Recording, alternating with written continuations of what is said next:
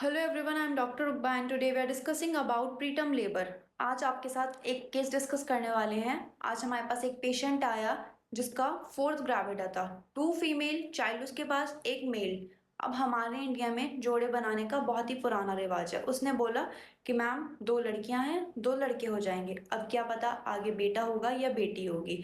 वो आई कंप्लेंट के साथ। उसको बहुत ज़्यादा सीवियर ब्लीडिंग हो रही थी, बहुत ज़्यादा फ्लूइड उसको लीक हो रहा था। पीवी एग्जामिनेशन किया, ओस ओपन थी 5 to 6 सेंटीमीटर। सर्विक्स का जो इफेसमेंट था वो ऑलमोस्ट 50% सर्विक्स इफेस थी। पीवी एग्जामिनेशन करते हुए मुझे बेबी का हैंड फील हुआ, बट मैं थोड़ी कंफर्म नहीं थी कि ये बेबी का हैंड है कि बेबी का पैर है। उसके बाद हमने पेशेंट को अल्ट्रासाउंड के लिए भेजा, क्योंकि अल्ट्रासाउंड कराना इंपॉर्टेंट था। उसको इतनी ज़्यादा ब्लीडिंग आ रही थी। उसने इस प्रेगनेंसी में सिर्फ एक ही अल्ट्रासाउंड कराया था, वो भी स्टार्टिंग में 7 to 8 वीक्स पे।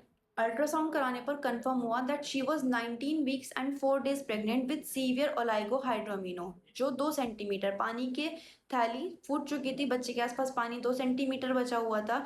इंटरनल ओस ओपन थी 12.7 mm, और जो सर्वाइकल लेंथ है वो भी बहुत शॉर्ट थी। Cervical length is about 1.5 centimetre. इसके बाद पेशेंट को प्रोजेस्टेरॉन लगवाया 500 mg इंट्रामस्कुलर। पेशेंट का हेड लो करा के पेशेंट को लेटा दिया। एनाल्जेसिक दी क्योंकि उसको बहुत ज़्यादा सीवियर पेन और कंट्रैक्शन आ रहे थे। और हमने पेशेंट को एलामिन स्टार्ट कर दी क्योंकि शी वॉज इन ओलाइगोहाइड्रोमिनो। हमने पेशेंट को फ्लूइड पर रखा एटलीस्ट 2 to 3 आवर्स। अब कहते हैं ना तो कोई आने वाले को रोक सकता है, ना कोई जाने वाले को रोक सकता है, और वही हुआ। उसका बेबी डिलीवर हो गया, और वो भी फीमेल।